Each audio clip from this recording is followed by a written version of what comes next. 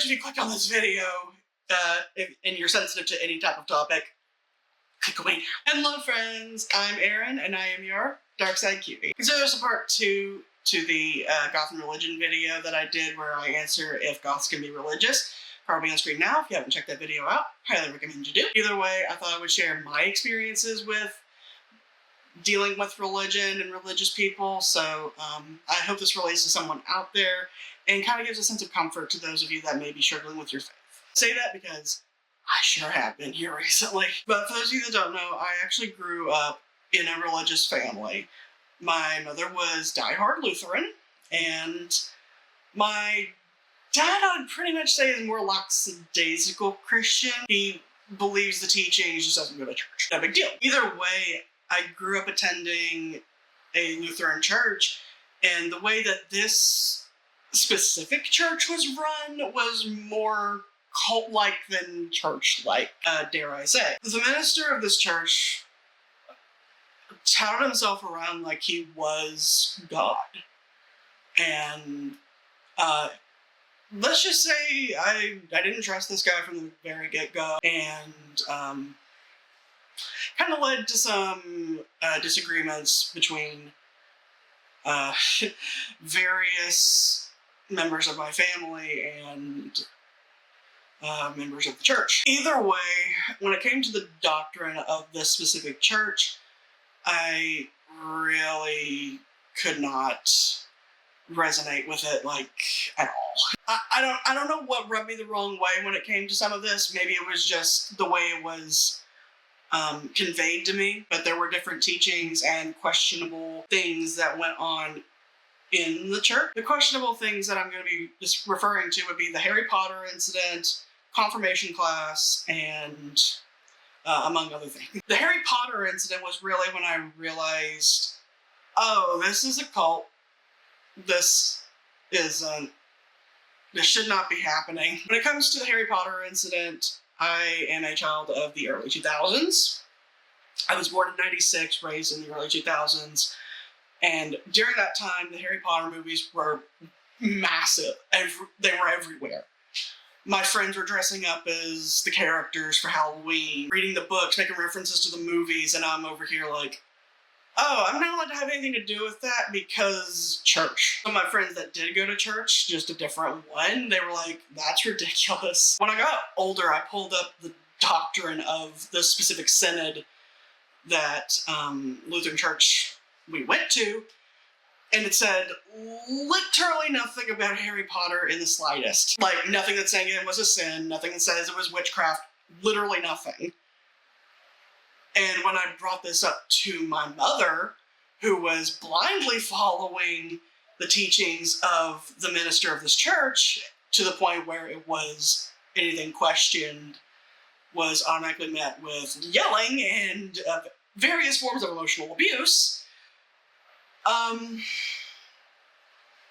needless to say, it did not go over well. She said, well, pastor says otherwise. We're believing him over this. And I'm like, oh gee, I'm in a cult. My mother is involved with some of this, I will go ahead and say, but the other things that are included involve confirmation class and the various questionable things that were discussed. The classes themselves were meeting up at the church, discussing the catechism, everything else. If you're either Catholic, Lutheran, Presbyterian, I even think, there's different denominations that discuss this.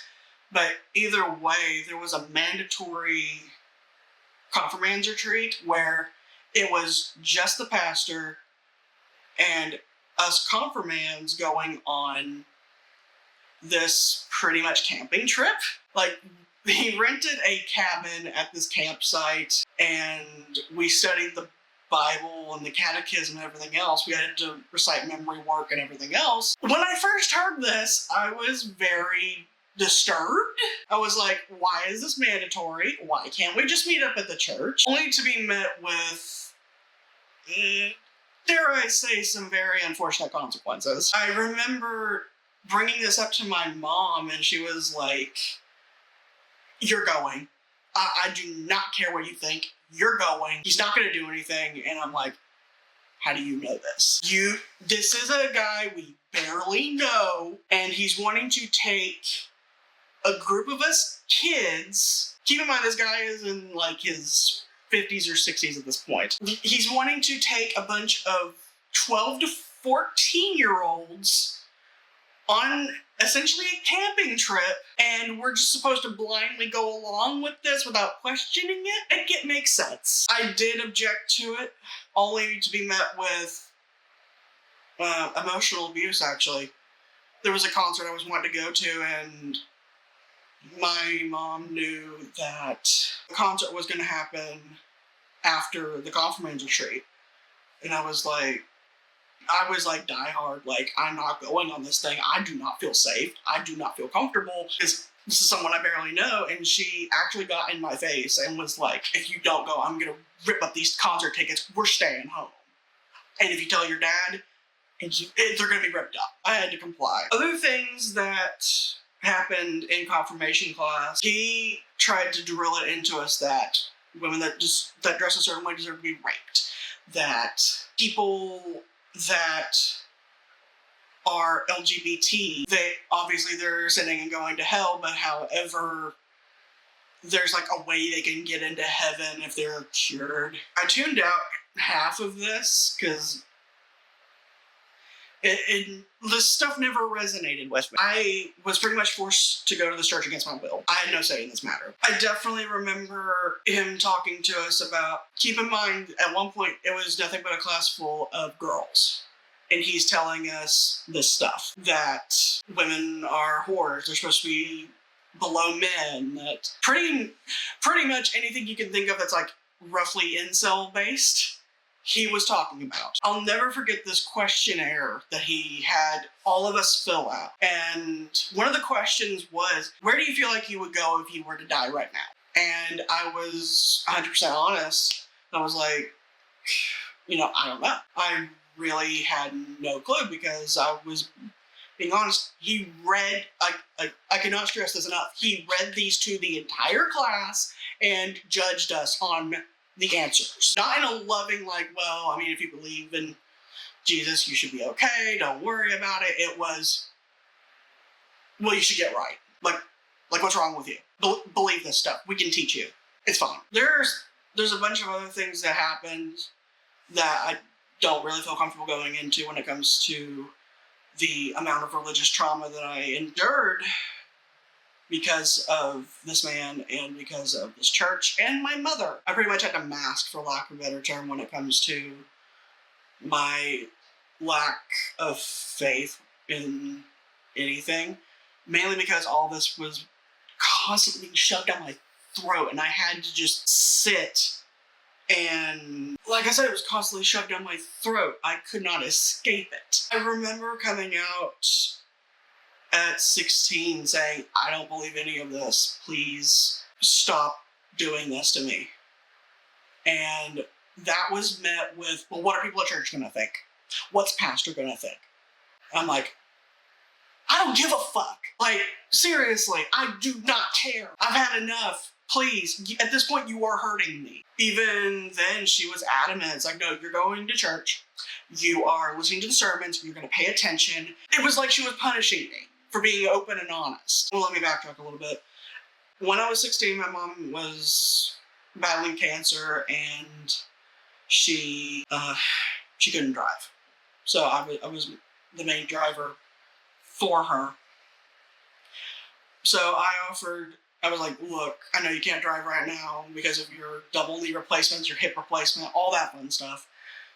I'll drive you, just don't make me go to service. I'll sit in the car, I'll read a book, I don't care. Like, I will gladly do that for you. Or there's like a Starbucks down the street. I'll hang out there for the duration of church. No big deal. And she's like, no, you're going. You're going to church. You're going to pay attention to the sermon. You're going to take communion, which I still don't understand the thought process. Because in that religion, if someone can clarify this in the comment section, I'm pretty sure accepting communion, if you're a non-believer, is like borderline blasphemy, if not full-on blasphemy. So she would rather me commit the ultimate sin in her religion to keep up appearances rather than just tell people, look, she's not doing this because she doesn't believe we need to pray for her. I can't make this up. As bad as it sounds, when my mother eventually did pass away from cancer, I felt liberated. I really did. I felt so liberated. I was like, finally, I am free. I don't have to deal with this mess. I don't have to deal with any of this. I can be my own person. And then I ended up going to church with my memo. For those that don't know memo, I went to church with my grandmother, who didn't force it on me. I went of my own choice. She's like, I think it would help you. She was like, I think it would help you. You don't have to go if you don't want to. However, they want to see you. They want to, send their condolences. And I'm like, all right, fine, whatever. And with that, I went with her a few times, even going as far as getting baptized in this church, because this is what I feel like I had to do, like, in order to be accepted. In the words of the service leader of this other church, it was, I went down a sinner, came up a sinner, I knew it.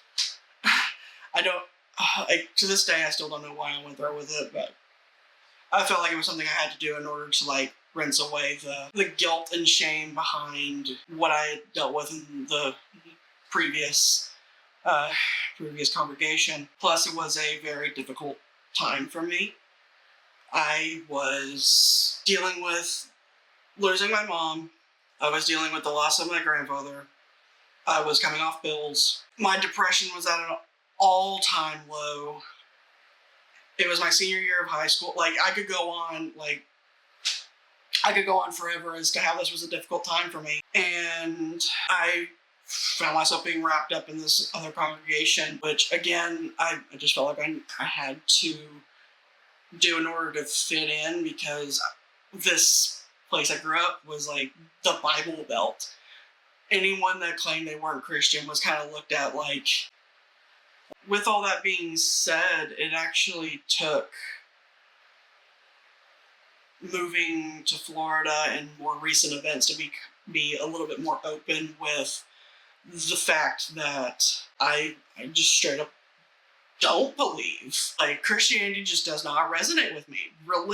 Organized religion just doesn't resonate with me. And that's fine. If I had to pinpoint, like, what I would classify myself as, if someone were to ask, I would probably say, like, I'm leaning more towards agnostic, even though I'm more in my spiritual, let me exist era. I just want to do my tarot. I want to practice law of attraction and just simply exist as I am, because that's what makes me happiest. So I hope this video wasn't too boring for you guys, and I hope this resonates with someone out there and genuinely helps someone. That's all I want to do with this video. So I thank you guys for tuning in, and stay spooky.